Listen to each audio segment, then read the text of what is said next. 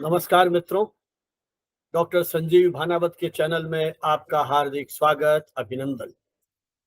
पिता की कविताएं पुत्र के मुख से, इस शीर्षक में आज हम हमारे इस चौथे एपिसोड में मैं अपने पिता, हिंदी, राजस्थानी और जैन साहित्य के विद्वान डॉक्टर नरेंद्र भानावत की दो कविताएं आपके सामने प्रस्तुत कर रहा हूं। जैसा कि पूर्व में भी मैंने रेखांकित किया है इस तथ्य को कि ये कविताएं उनके मेरे मन काव्य संकलन से संकलित की गई है। ये कविताएं उस अवस्था में लिखी गई है जब वे कैंसर जैसी बीमारी से ग्रस्त थे और चिकित्सकों ने उन्हें यह बता दिया था कि उनका जीवन अब 6 महीने से अधिक नहीं है। यदि वे आज होते तो 13 सितंबर 2024 को अपना 90वां जन्म दिवस मना रहे होते, लेकिन विधि का विधान ऐसा था कि वे मात्र 59 वर्ष की अवस्था में राजस्थान विश्वविद्यालय के हिंदी विभाग के अध्यक्ष पद पर रहते हुए 4 नवंबर 1993 को इस भौतिक दुनिया से महाप्रयाण कर गए। एक कवि जो अपने जीवन के अंतिम दौर में है, ईश्वर से प्रार्थना करता है। तो आइए हम उनकी उन अनुभूतियों को समझते हैं कि जीवन के उस दौर में वह प्रभु से किस तरह की प्रार्थना कर रहा है, प्रभु से वो क्या याचना कर रहा है। कविता का शीर्षक है प्रार्थना। प्रभु, मैं नित्य तुम्हारी प्रार्थना करता हूँ। प्रभु, मैं नित्य तुम्हारी प्रार्थना करता हूँ, तुम्हें भावपूर्वक स्मरण करता हूँ, वंदन करता हूँ।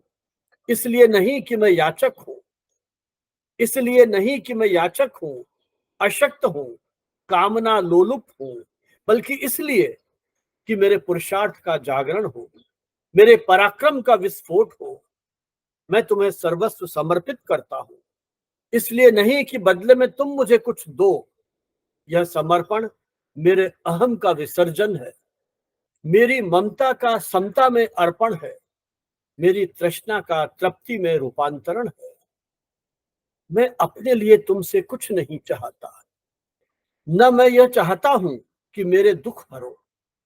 मैं चाहता हूं कि दूसरों के दुख को मिटाने में अपने सुख का त्याग करूं। न मैं यह चाहता हूं कि मेरी व्याधि हरो, मैं यह चाहता हूं कि दूसरों की व्याधि को मैं अपनी व्याधि मानूं।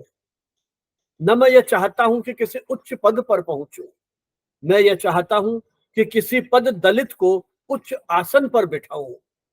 रोते को मुस्कान दूं, रीते को पूरा भरा करूं, सोते को जगाऊं, खोते को माला माल करूं।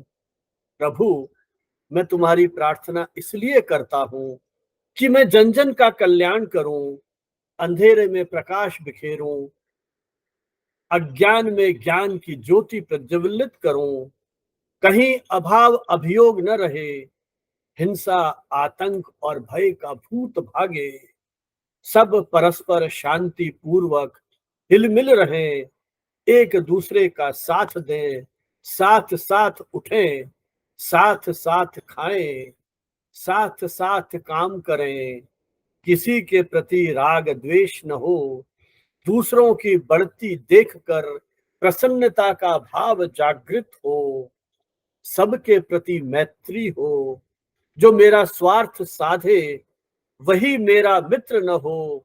सबके गुणों के प्रति प्रमोद हो, जो मेरे गुणों की प्रशंसा करे उसी के प्रति प्रमोद भाव न हो। सबके कष्ट दूर हो, ऐसा न हो कि जो मेरा कष्ट मिटाए उसी का कष्ट दूर हो। विपरीत स्थिति में भी समता भाव बना रहे, ऐसी शक्ति दो, ऐसी भक्ति दो। और जो प्रभु से उन्होंने कामना की, यथाशक्य उन्हीं भावनाओं का अनुसरण करते रहे। ऐसी गंभीर बीमारी में भी समता भाव से सजन रत रहे। उन्हीं पिता की पुण्य स्मृतियों को याद करते हुए फिर उनकी एक कविता प्रस्तुत कर रहा हूं, जिसमें वो प्रभु से क्या मांग कर रहे हैं। प्रभु, कविता का शीर्षक है प्रभु से मांग। प्रभु, मैं तुमसे क्या मांगू? प्रभु, मैं तुमसे क्या मांगू? अब मेरी कोई मांग नहीं, तुमने सब दिया। धन, वैभव, बुद्धि, संतति, पद, प्रतिष्ठा, पर मैंने सब यूं ही गवा दिया अपने स्वार्थ की पूर्ति के लिए, इस शरीर की सुख सुविधा के लिए, अपने अहम के पोषण के लिए। आज मैं रिक्त प्याले की तरह हूँ, खाली मटकी की तरह हूँ, रद्दी कागजों की तरह हूँ। कोई मुझे पूछता नहीं, पहचानता नहीं। अब मुझे कुछ देना चाहो तो ऐसा दो कि वह मेरे लिए नहीं, दूसरों के लिए हो। मुझे नव जीवन दो, मैं उसे दूसरों के लिए खपा सकूं। आंख दो, ताकि अंधे को गले लगा सकूं। हाथ पांव दो, लुज पुंज को चंगा कर सकूं। संतति दो, देश के लिए उन्हें समर्पित कर सकूं। आज देश घृणा, हिंसा, आतंक और अलगाववाद से ग्रस्त है। घृणा को प्यार में बदलने की शक्ति दो, हिंसा को अहिंसा का हृदय दो, आतंकवादियों को आस्था की आंख दो, अलगाववादियों को एकजुट होने का अमृत दो, हड़तालियों को राष्ट्र निर्माण के स्वर की ताल दो, नेताओं को नीतिज्ञ बनने की सद्बुद्धि दो, युवकों को जोश के साथ होश दो।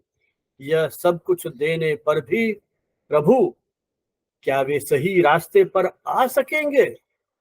किसी तरह उनकी भस्मासुर प्रवृत्ति को रोको। यह कविता उन्होंने लिखी थी 10 अगस्त 1993 को अपराह्न 2 बजे, और पहली कविता लिखी थी उन्होंने प्रार्थना शीर्षक से 8 अगस्त 1993 को रात्रि 3 बजे। एक बार फिर अपने पिता की उन पुण्य स्मृतियों को याद करते हुए आप सभी के प्रति आभार, धन्यवाद। जय हिंद, जय भारत।